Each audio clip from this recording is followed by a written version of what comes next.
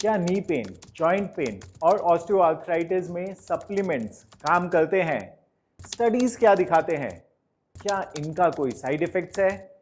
कितने दिन में रिजल्ट्स दिखता है? क्या ये मेडिसिन से बेहतर है? क्या आपके मन में ये क्वेश्चंस है फॉर योरसेल्फ और for your family and friends? Then watch this video to find out the answers. What is osteoarthritis? सबसे पहले ऑस्टियोआर्थराइटिस क्यों होता है इसे समझ लेते हैं। आर्थराइटिस काफी अलग अलग टाइप के होते हैं, in fact over 100 types. Most common are osteoarthritis, rheumatoid arthritis, psoriatic arthritis, fibromyalgia and gout. Osteoarthritis most common है और आज हम इस पर ही कॉन्सेंट्रेट करेंगे। ऑस्टियोआर्थराइटिस एक डीजेनरेटिव कंडीशन है जब protective cartilage between bones wear down होने लगता है। कार्टिलेज का काम होता है बोन्स के बीच में कुशनिंग देना।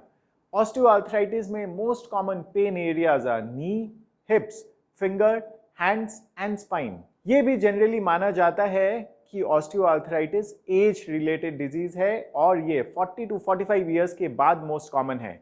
ये बात सही है कि एज के साथ कार्टिलेज लॉस के चांसेस बढ़ जाते हैं, बट ये ज़रूरी नहीं है कि एज के साथ कार्टिलेज लॉस हो। अगर हमारी बॉडी का रिकवरी मैकेनिज्म स्ट्रांग हो तो ऑस्टियोआर्थराइटिस प्रॉब्लम को प्रिवेंट किया जा सकता है।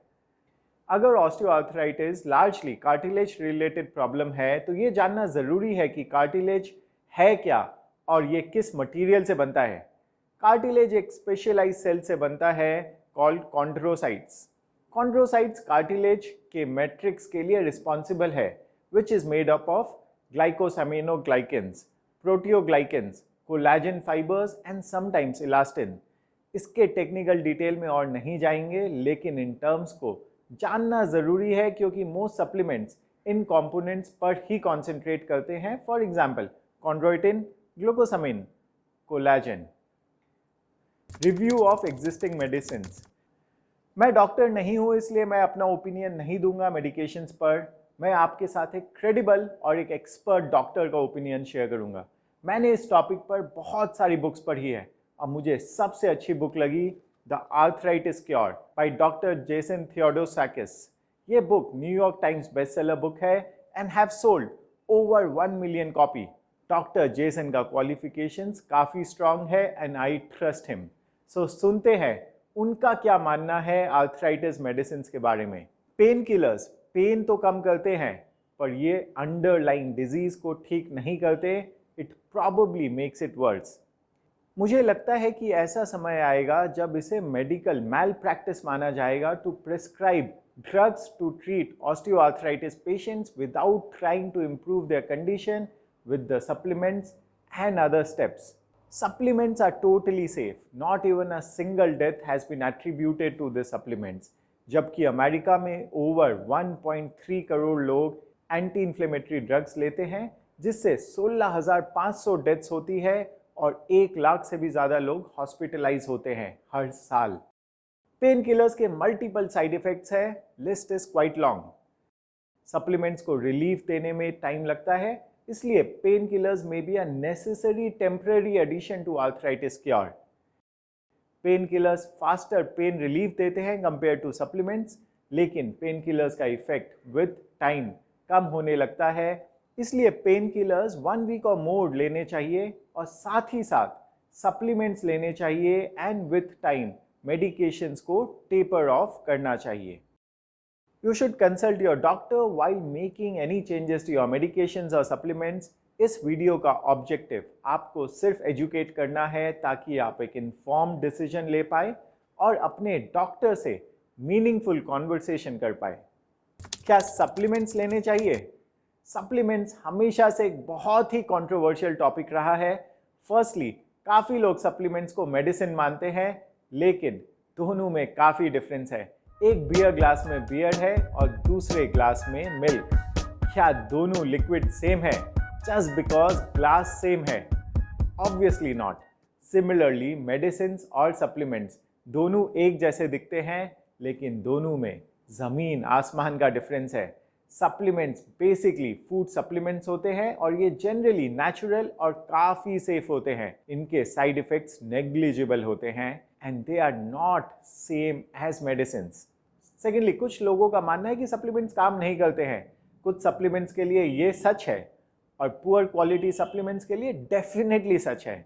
लेकिन ऐसे बहुत सारे सप्लीमेंट्स हैं जिन पर बहुत रिसर्च हो चुका है and they work.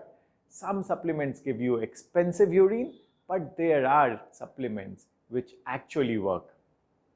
Two most popular supplements for osteoarthritis. कुछ supplements osteoarthritis के लिए दुनिया भर में बहुत पॉपुलर है। इसमें सबसे पॉपुलर दो नाम है ग्लूकोसामिन एंड कॉन्ट्रोइटिन। क्या ये काम करते हैं कि नहीं, इस पर काफ़ी कंट्रोवर्सी है। मैंने इस पर काफ़ी डिटेल में स्टडी किया, मल्टीपल बुक्स भी पढ़े, काफ़ी रिसर्च पेपर पढ़े, मल्टीपल एक्सपर्ट्स को सुना और डॉक्टर से भी बात की और सबकी समरी ये है। ग्लूकोसामिन और कॉन्ड्रोइटिन शॉर्ट टर्म में हेल्पफुल नहीं है, it's helpful only in the long term, minimum 5 months and ideally over multiple years. बहुत सारे स्टडीज़ जिसमें सप्लीमेंट्स इफेक्टिव नहीं पाए गए वो शॉर्ट टर्म स्टडीज़ थे and many long term studies with good dosage found good results. दोनों supplements NSAIDs और पेन किलर के जैसे पेन रिलीविंग है, दो not in the short term. Pain killer immediate relief देते हैं बट नॉट ग्लूकोसामिन और कॉन्ड्रोइटिन, ये लॉन्ग टर्म में इफेक्टिव है। लेकिन ये सरप्राइजिंगली डिजीज़ मॉडिफाइंग है, जिसका मतलब है कि ये डिजीज़ को इम्प्रूव करने में मदद करते हैं, जो कि एनसेड या बाकी मेडिसिन लार्जली नहीं करते हैं। This is super great news. The best part is supplements के साइड इफेक्ट्स नेग्लिजिबल है, जबकि मेडिसिन के साइड इफेक्ट्स की लिस्ट काफ़ी लंबी है। सप्लीमेंट्स डिजीज़ को पूरे तरीके से ठीक नहीं करते हैं, it helps in management of disease and does not cure the disease completely. Dose बहुत इंपॉर्टेंट है। ग्लूकोसामिन आइडियली 1500 mg डेली लेना चाहिए एंड कॉन्ड्रोइटिन 800 to 1200 mg। काफ़ी सारे स्टडीज़ जहां रिजल्ट्स नहीं देखे गए, उन स्टडीज़ में कम डोज देखा गया। बहुत सारे सप्लीमेंट्स कम डोज में अपने प्रोडक्ट्स बेचते हैं। From a marketing perspective it's a great idea but not for the disease. Never buy a supplement without looking at the dose. Supplement का फॉर्म भी बहुत इंपॉर्टेंट है। ग्लूकोसामिन सल्फेट और ग्लूकोसामिन हाइड्रोक्लोराइड पॉपुलर और effective forms हैं। Avoid N-acetyl glucosamine or glucosamine complex. Combination of both glucosamine and chondroitin is better than taking any one alone. Chondroitin के साथ एक प्रॉब्लम है कि ये नॉन वेज सोर्स से बनता है और कुछ लोग नॉन वेज मेडिसिन में भी नहीं लेना चाहते। उन लोगों के पास सिर्फ ग्लूकोसामाइन का ही ऑप्शन बचता है। यूरोपियन यूनियन में सबसे ज़्यादा रिसर्च हुआ है फॉर दिस सप्लीमेंट्स और यूरोपियन यूनियन ने ग्लूकोसामाइन और कॉन्ड्रोइटिन को हाईएस्ट रिकमेंडेशन दिया है of all treatments with osteoarthritis. और EU के हिसाब से both the supplements combination have the highest level of evidence 1A category, even higher than COX2 drugs like Celebrex 1B evidence category. What do studies say? Let's look at some of the popular studies and what they have found. और हम सिर्फ individual studies नहीं देखेंगे but Meta analysis भी देखेंगे, जो कि multiple studies को कंबाइन करके बनाया जाता है। एक 2023 मेटा एनालिसिस ऑफ 15 स्टडीज ने पाया कि ग्लूकोसामाइन सप्लीमेंट से ग्लोबल पेन स्कोर में कमी आई और ये सप्लीमेंट्स काफ़ी सेफ भी पाया गया and has no serious drug interactions. As per a study published in the Lancet in 2001, glucosamine safe or effective है in improving pain and function. Another 3-year study showed that placebo group lost an average of 0.19 mm of joint space over the 3-year period, but glucosamine group gained an average of 0.04 mm. ये काफ़ी significant difference है। ये study show करता है कि glucosamine सिर्फ pain relieving नहीं है बट डिजीज मॉडिफाइंग भी है। एक फ्रांस के स्टडी में 11,000 पेशेंट्स को स्टडी किया गया। जिन पेशेंट्स ने कॉन्ड्रोइटिन सप्लीमेंट्स लिए उनको 63% लेस एंटी इन्फ्लेमेटरी मेडिकेशंस लेना पड़ा। Again this is a big number. Similar to such positive studies काफ़ी ऐसे स्टडीज भी है जिनमें रिजल्ट्स नहीं देखे गए हैं and this can confuse anyone. काफ़ी टाइम स्टडीज़ एक बायस के साथ किए जाते हैं। समटाइम्स फार्मा कंपनीज की बायसनेस भी हो सकती है to downplay supplements and promote medicine. We never know, इसलिए 100% टाइम ये रिलायबल नहीं होते हैं। In such situation it's a good idea to check कि एक्चुअल यूजर्स के कैसे एक्सपीरियंस है, और अमेजॉन से बेहतर और कोई रिसोर्स नहीं है। मैंने अमेजॉन पर most popular product doctor best के रिव्यूज देखे। It has over 14,000 ratings with 4.6 star rating, और इतने सारे लोगों ने अपने एक्सपीरियंसेस शेयर किए and most of them have seen big benefits from using the combination. Also in supplements के साइड इफेक्ट्स नेग्लिजिबल है और कोई वायबल सोल्यूशन भी तो नहीं है। Combining all this factors, I think हमें इसे ज़रूर ट्राई करना चाहिए for a few months and see it for yourself.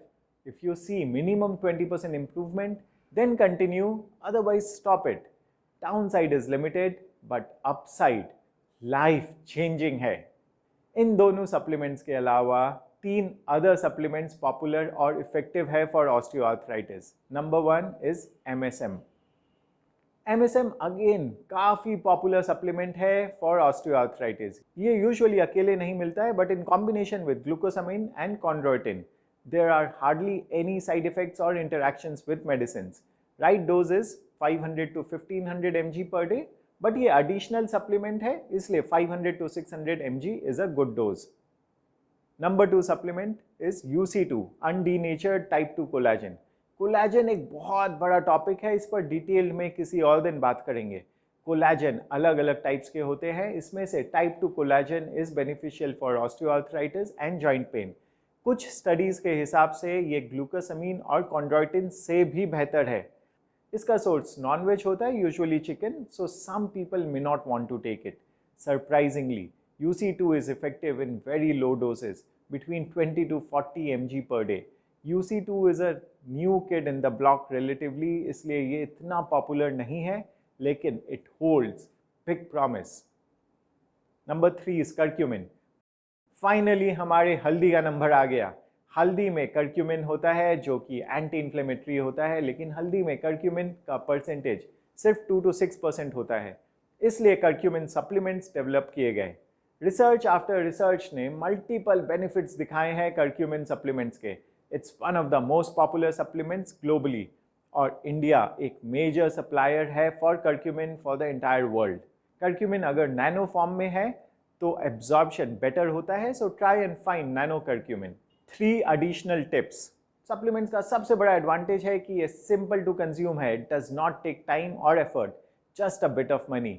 लेकिन सप्लीमेंट्स हमेशा एडिशनल होते हैं and they are not a substitute for a good lifestyle. Joint pain में 3 लाइफस्टाइल चेंजेस मोस्ट इंपॉर्टेंट है। Number 1 is exercise. I love this quote, motion is lotion. Low impact exercise naturally glucosamine और chondroitin release करते हैं and is a must for joint pain management, probably the most important solution. लेकिन सिर्फ walking ना करे, do some strength training and mobility exercises as well. Number 2 is diet. Diet का भी बहुत बड़ा रोल है, specially to eat anti inflammatory foods like ginger, garlic, turmeric, lemon etcetera, and to avoid inflammatory foods like refined carbs, refined oil, sugar, fried foods etcetera.